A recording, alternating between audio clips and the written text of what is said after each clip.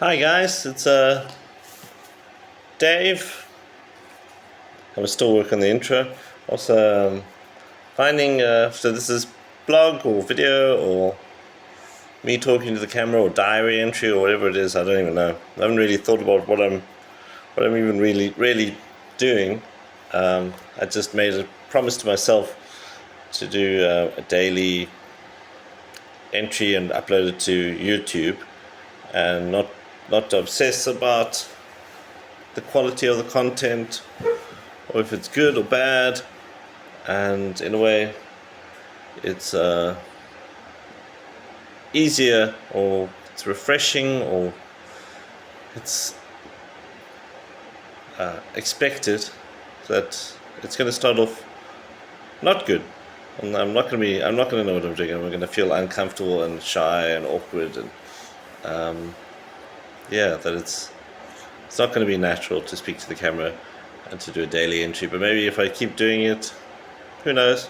Even I can go back and I can look at it and I can see how I was doing, and maybe if it helps one other person on the planet, then that's great. I don't know, or if or if not, so be it. Just feels better to produce something or leave some sort of mark rather than just consume. Because with social media, it's so easy to just always consume and never. Oh, that's my cat. That's my little Siamese cat. I think yesterday with the video, the same thing happened. The little cat came and wanted food. I'll pick her up and show it to you. It's actually my mom's cat, and I'm living in my mom's house. My mom and dad's house. Here we go. My dad died in 1994 when I was 14. Yeah. Anyway, he was 60, which is very young. And my mom died 4 years ago. She was 79. And I was 40. So, the kettle's boiling.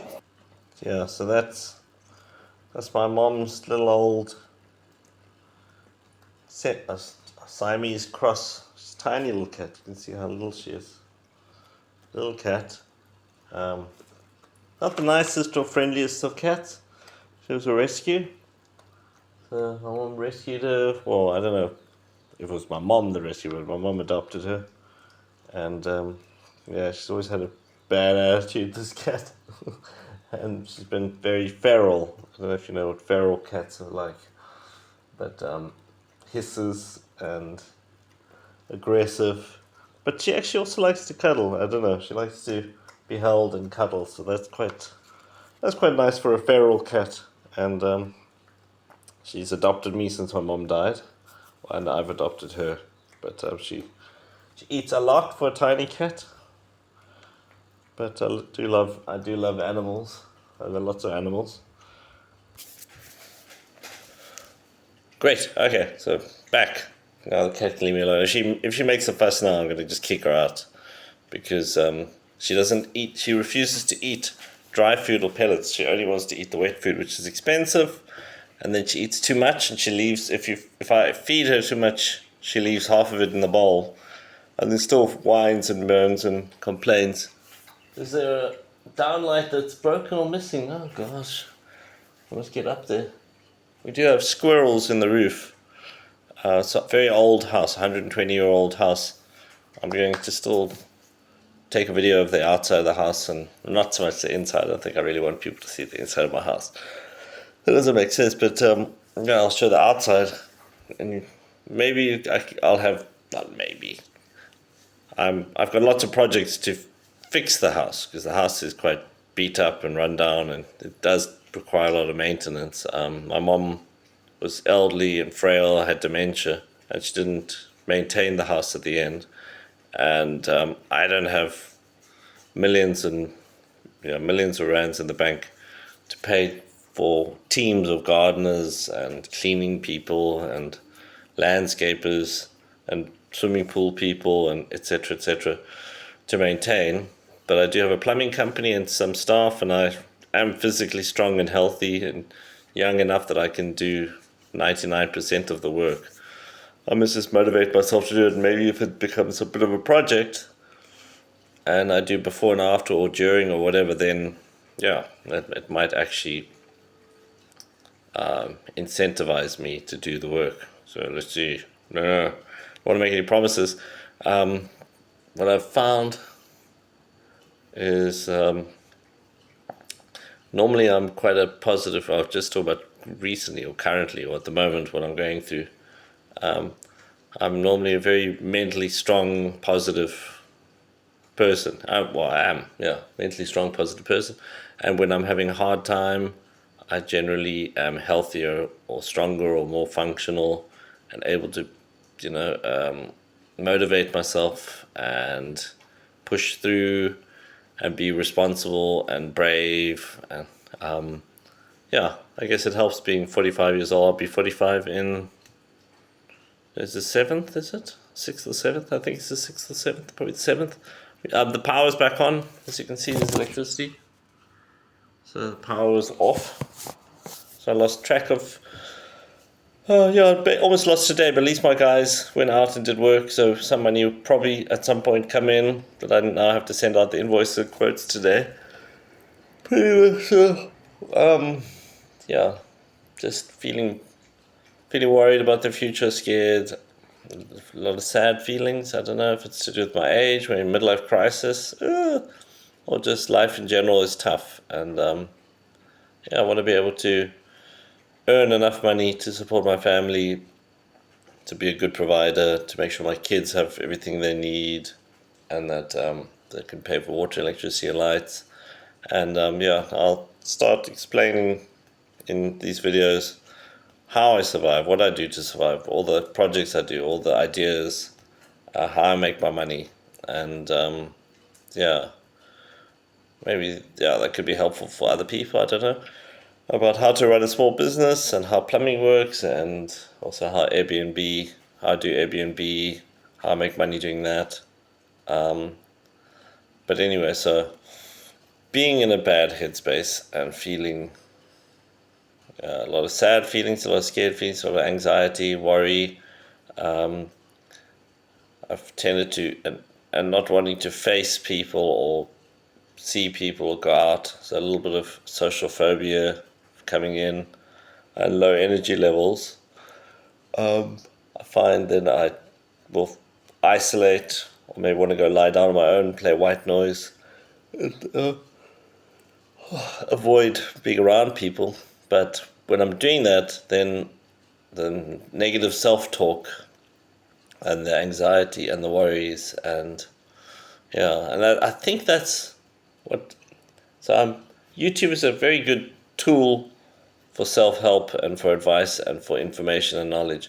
And somebody I was watching yesterday, funny enough, with all this going on with no power and feeling very worried and anxious and a lot of negative self-talk going on in my head.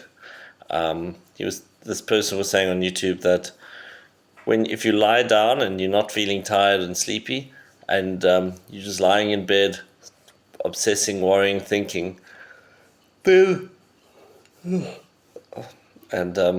you're not feeling tired or sleepy, and you don't think you're going to go to sleep, or you've been lying in bed. I've been lying in bed for 15-20 minutes, let's say, or 5 minutes, whatever it is. Yeah, but realistically, probably 15-20. Get up, do something, keep busy, be productive, get distracted, use the energy, and because otherwise I'm training myself or creating an association with sleep and with anxiety and with worries. And I also have a tendency to be on my phone in bed if I feel anxious or worried. I think I started this when me and the kids and my wife were living in a small flat, and it was hard to get any sort of alone time or my own space. I didn't have my own bedroom. We didn't have our own bedrooms. We co-slept with the kids because we lived in such a tiny place and we were struggling financially. So things are much better than they were then. But I used to then either be on my phone in the bath because then I could be alone, or on the loo, or be on my phone in bed if the kids were in the other room or in the lounge or whatever, or my wife was somewhere else with the kids or out. because that would be the only time I could have sort of any, alone time, any time I'm by myself, to do my own thing, not be on anyone's clock, not have to be on demand, not have to do anything for the kids, make food, wash, wipe anything, fetch anything, pick anything up, doing any homework. So now it's become a habit that when I want my own time. Is it raining? No, it can't be raining. Don't know what that noise is. There's a noise like rain, but it can't be raining. I lie in bed on my phone to get quiet time or alone time or a bit of peace. But I don't think that's very healthy. I should rather... I know it's not healthy. Why am I yawning? I don't know. It's so weird. Anyway, okay, I shouldn't be yawning. I just woke up. Anyway, but I don't know about the quality of my sleep. Look at my eyes. Anyway. But anyway, so...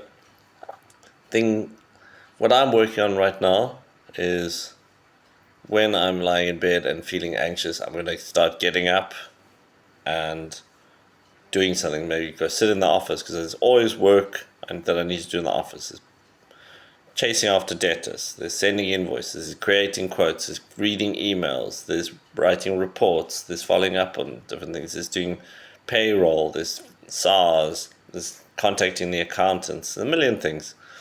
Lots and lots. I'm always behind because there's so much to do. So I'm going to focus on doing that when I'm feeling anxious and lying in bed and I need to get up. Yeah, and I'm worrying about the future.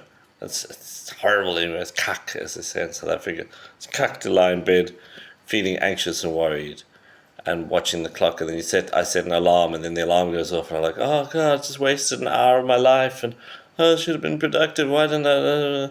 That's all that negative self-talk, and generally being a mentally switched on, strong, courageous, and good life experience, somebody with a good life experience, and self-motivated. I've realized that my internal dialogue, my inner voice, my self-talk is me, and I've taught myself to be aware of what the quality of the words I say to myself, how I speak to myself, and to say kind, supportive, good things like, wow, you're so good at this, in my head, or wow, I'm proud of you, or gosh, you're so brave, that was brave. And if I mess up, I always say, oh, that was brave. You knew that could mess up and you still did it, and look at that, it messed up and it's not as bad as you thought. So that's what I'm focusing on at the moment. I'm focusing on getting up and being more physically active, more productive.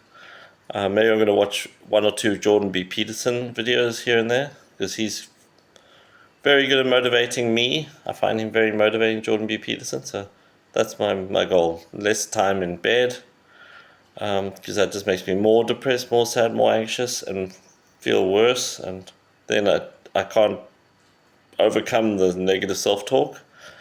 And the second thing I'm going to be focusing on at the moment is quality of positive self-talk, and maybe doing some gratitude lists. I hate gratitude lists. They're a pain in the butt. I could start off, oh gosh, look at okay. I was wondering if I had anything to say this morning, and I did spend the whole night obsessing about, like, what's tomorrow's blog going to be like? When am I going to do it? And am I going to think about it the whole day? And should I do a script? What if I'm really bad at it? And what if nobody wants to watch it? Or what if people watch my blog? Oh gosh, that's even worse. What if people don't like me? Or what if people really like me and then I have to be in a public... It's like, come on, seriously. It's never going to happen. I mean, I'm never going to become viral or popular or out there. And very few people are ever going to... This video especially, right in the beginning, video number 3, nobody's really ever going to watch it. So it's safe. And there's so many content creators out there, and there's not one single one that I look at and I go, oh, like, what's wrong with them? Why are they producing content? Like, are they crazy? Like, they're mad.